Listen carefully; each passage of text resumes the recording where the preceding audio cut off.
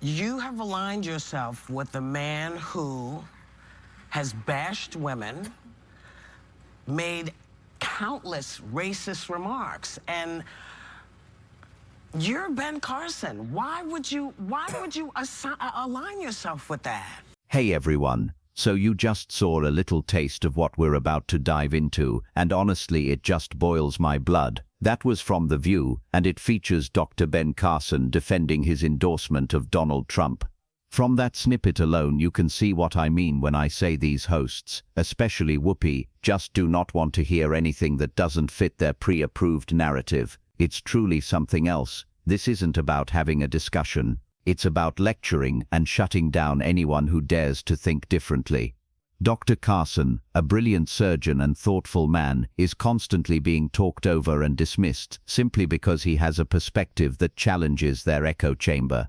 It's painful to watch, but it's important to see how these conversations really go down in mainstream media. So buckle up, hit that like button if you're tired of biased media. Subscribe for more unfiltered takes, and make sure to stick around after we watch the full video because I've got a lot more to say about what we're about to witness. Let's get into it. Please welcome to Hot Topics, Dr. Ben Carson. Hey. So I'm sure you get this question a lot, but why did you endorse Donald Trump? Well, you know, when I dropped out, my first choice went with me. But I said that It was you.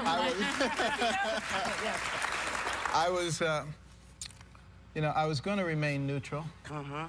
But then I realized that, the political establishment was aligning to protect their turf. And they don't like the idea of people who are not beholden to them and who cannot be controlled coming into Washington, D.C.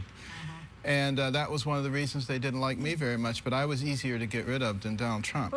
Sir, I hate to ask this question, but you have aligned yourself with a man who has bashed women, made countless racist remarks, and you're Ben Carson. Why would you align yourself with that?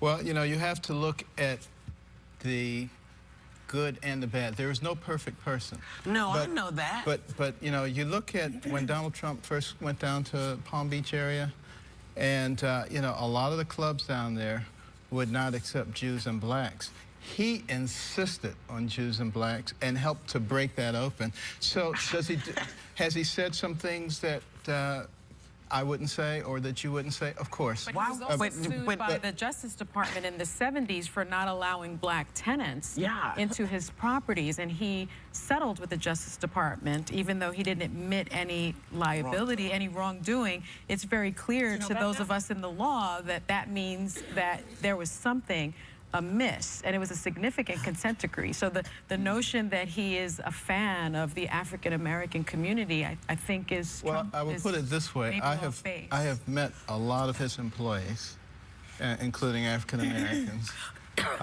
and they have nothing but good things to say. Somebody who's hired as many people as he has hired, and you can find very few people who have anything negative to say. Well, what about then you have to look at his family. I always say one of the ways that you measure a person is looking at their children and how do their children act. Well, one's a big game hunter. I'm not thrilled with that. Well, I mean, that's your privilege. But the fact of the matter is, they have been raised very well. They're very respectful. And, I look at a lot of kids who come from very wealthy families, and I am appalled at what I see. So there is no perfect person, but what I think is really the worst thing that threatens our nation right now is a political class, a ruling class, and they are so threatened by anybody who is not beholden to them, they will do virtually anything. And I think that's what's likely to destroy. You could say that till the cows come home, sir. This guy is, I'm sorry, he's a racist, and he's not good for the country. What's the alternative? And I'm sorry, I don't understand. He's not said about the white supremacists. He hasn't really said to them, hey, listen, that's not what America stands for. He said, it's too much. You're Ben Carson. You're so much better than this. Well, I am Ben Carson. And that's the very reason I'm doing this, is because I look at the big picture. Could I focus only on racial issues? Absolutely. Could I focus only on women's issues? Absolutely. I could look at any one little thing and pick anybody apart on it. But right now, the nature of our country is at stake. We are on the precipice. Exactly what we're and worried about. we are determining what kind of nation we're going to be. Are we going to be a nation that's upformed by the people or upformed by the government? This is a choice that we are making right now. Okay, if you're going to overlook what he says about women, if you're going to overlook what he says about African Americans, what about what he said about you? He basically said that you had a pathological disease. Wait a minute, hold on. He even compared you to a child molester. Come on. Well, it could be personal, even. If it were about me, I would be offended. But it's about America. We have to save this nation. That is what's important. But he's a liar. Unless you say that you're a child molester, he's a liar. Do you want a liar for the presidency? Tell me a politician who doesn't tell lies. Abraham Lincoln. I don't know.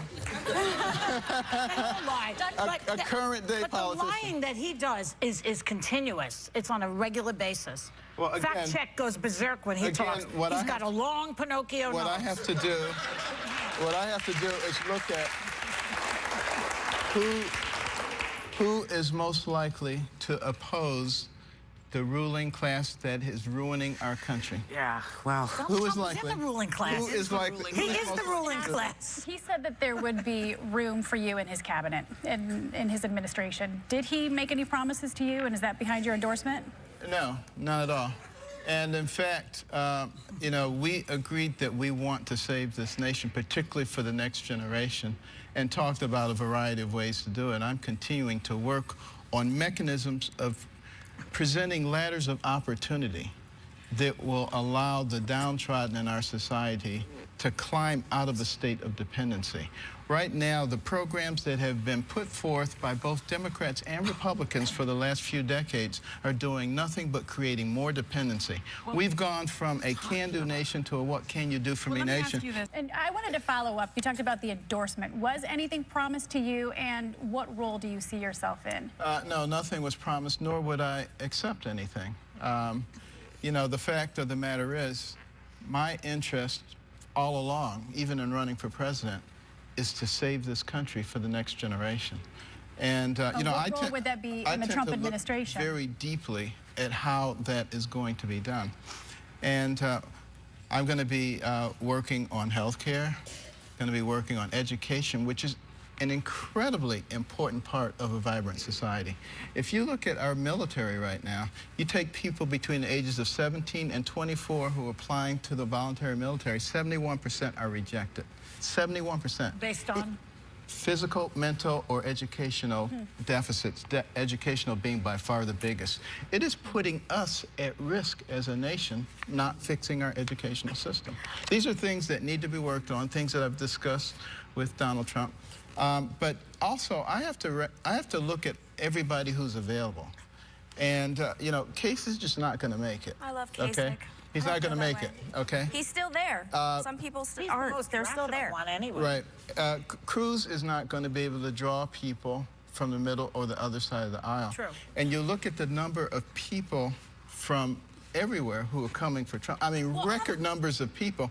Yeah. I don't believe the polls. The polls are used to manipulate people. Okay, so I'm learning a lot about politics on this show, so this is what I know. Right now, we're talking about what if there is a brokered convention, right? And what would the alternative candidate be? Because in the pool, Paul Ryan and other people are being talked about. Right. Do you really think that Trump is correct in saying that people will, you know, be up in arms, quote unquote, riot, he said that, if they did not choose him as the nominee? I don't think that there would be a physical riot, but I think it would absolutely destroy the Republican Party. There is no way that people who are coming in droves now to support Trump enthusiastically are just going to say, oh, well, whoever you pick is going to be fine. Is that responsible of him to say, you know, they'll be rioting? I mean, sort of throw gasoline on the fire like that? Is that responsible? That's really not the point. I mean, we can look. But what's the point? Well, no, we can look at all these things that politicians and people in the political sphere say. Yeah. Or we can say, what are the true issues? It's sort of like what's going on with some of these rallies. where, you know, we've seen some violence. All of his antics are covering over the true issues. That's the problem. His antics are covering over the true issues. Right, the true issue is the First Amendment of America and the freedom of speech. And we need to be looking at those kinds of issues. Everybody needs to be looking at those issues, not just one side or the other side. And the fact of the matter is, when you look at these rallies that are going on, do you ever see that happening in a Clinton or Bernie Sanders rally? They're not promoting. Why not? No, you don't. Why not? Why not? Because people on the right don't do that. People on the left do that. And people on the left don't say, you know, go punch him if you want to, or take him out on a stretcher. I haven't heard that on the left. Yeah, but you're missing my point. What's your point? What is the point? What is it? You're missing the point. The point is that we have to focus on the things that are essential to America, like First Amendment rights, not personalities. That's the problem. We always want to focus on personalities. But you've met with Donald Trump behind closed doors. Have you seen any evidence that he's really not the bombastic, sort of baiting personality? You said there were the two. Are there two Donald Trumps? There are. Well, which one is running for president? Which one? Who have you seen? Tell us who you have seen. Well, I have seen a man who's actually willing to sit down and engage in deep, serious conversations about the problems that affect our country. Well, why is he holding out on America? I have seen a man who actually recognizes that he doesn't know everything. And he doesn't think that's going to work in his election if he shows that side of him? Or is that more of like a male thing I have to show? Yeah, is that more of a male thing? I think you're going to see more of that side of him coming up. So he might be, did you notice in the last... He might be fooling his own constituency. Did you notice in the last debate that he wasn't nearly as bombastic? Yes. Did you notice that? I did. That means he's transitioning now into general election. But sir, you know, I think you're going to continue to see that. I'm sorry. But again, there's no perfect person. So, no, there isn't a perfect person, but if you're running for president of the United States of America, a country which has said to other countries, bring me the folks that you need who need freedom. We're here for you. When you talk about Mexicans being rapists and murderers, when you talk to women, if he had spoken to your wife the way he's spoken to some of these women, would you take that, sir? Let me tell you something. When you're very nice, you're very respectful, you talk about the real issues and not get into all these issues, where does it get you?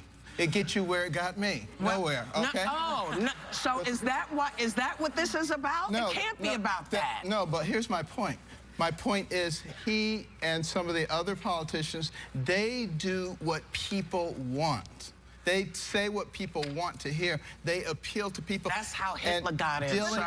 That's how Hitler got in. Yeah, but you were a voice. You were, okay. And it's an important voice, and it needs to be out there. But what we have to do is recognize that we have to work with what we have, not necessarily with what we ideally would want. And we, the people, are largely responsible. We have to be willing to stand up for what we believe, the people of the United States, because the politicians will respond to that. This is true. All right, so we've just watched the full interview, and honestly, if that doesn't showcase the absolute state of political discourse on The View, I don't know what does. Dr. Ben Carson, a man of incredible intellect and integrity, walked into what can only be described as a lion's den, and he handled it with more grace and patience than any of those hosts deserved. From the very beginning, Whoopi Goldberg wasn't interested in understanding why Dr. Carson endorsed Trump.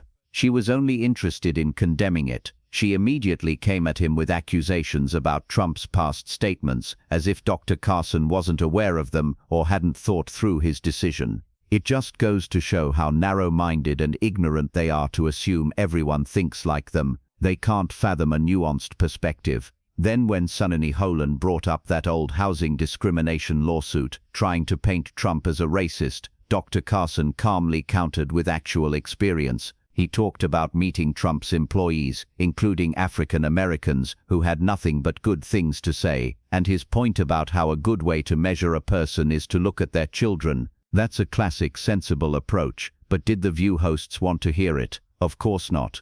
Joy Behar's interjection about Trump lying was just another desperate attempt to derail the conversation, and Carson's simple question, Tell me a politician who doesn't tell lies, completely expose the hypocrisy. They just want to bash Trump, not have a real discussion about the complexities of politics. Carson tried to introduce the idea of two Donald Trumps, suggesting that Trump's bombastic public persona might be a strategy, but again the hosts just couldn't process it. Their minds are so made up they can't even consider that there might be more to a person than the sound bites they dislike. It's not about seeking truth, it's about confirming their biases. But then he tried to pivot to what he believes are the real issues, the things that genuinely threaten our nation, like the political class threatening America. But the hosts, particularly Whoopi, just kept harping on personality and insults. It's like they thrive on outrage rather than substance. They genuinely seem incapable of seeing the bigger picture, constantly dragging the conversation back to petty grievances. His concerns about a brokered convention and the real risks it posed to the Republican Party were completely valid and pragmatic. He's thinking strategically about the future of a political movement, while the hosts are once again focused on tearing down individuals. Then we got to the violence at Trump rallies. Dr. Carson, trying to bring a constitutional perspective, spoke about First Amendment rights and how protesters were infringing on them and how the media was framing it. And what do you get from The View? More interruptions, more blame directly on Trump, and a complete unwillingness to consider any other angle. They literally said, people on the right don't do that, people on the left do that. That's not just biased, it's a completely ignorant and self-serving statement that ignores historical context and present realities. Finally, Dr. Carson delivered a powerful message about why he continues to support Trump. He highlighted that being very nice and respectful and talking about real issues often gets you nowhere in politics. He basically said that Trump gets things done because he's willing to do what others aren't. And that's exactly what the hosts on The View don't get. They want a polite milquetoast politician who doesn't ruffle feathers, even if it means nothing ever changes. Dr. Carson is trying to save the nation to address the core issues of healthcare, education, and dependency. He's looking at what's essential to America, like First Amendment rights. While Whoopi and her co-hosts are stuck in a loop of personal attacks and outrage, they confuse loud performative indignation for actual substance, and it frankly makes them look unbelievably ignorant and out of touch with what real Americans care about. They are part of the problem, constantly dividing and focusing on trivialities instead of solutions. It's infuriating to watch such brilliant minds be so willfully blind. What do you all think? Let me know in the comments below. Did Dr. Carson handle this perfectly, or were you as frustrated as I was with the constant interruptions and personal attacks from The View panel?